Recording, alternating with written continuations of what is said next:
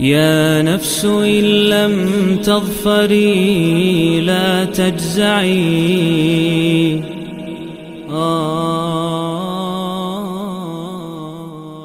عزیز، حزب التحریر یک حزب منحرف و دور از منهج قرآن و سنت و البته مخالف سلف صالح و یک حزب باطل است.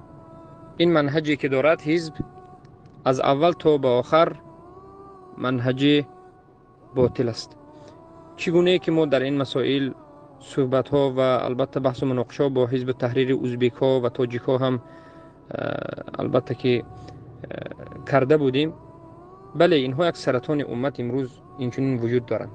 مشکل اینها این است که میگن که کلمت التوحید یعنی توحید الکلمه قبل کلمت التوحید، امت رو یک جا کردن پیش از توحید می ایستد.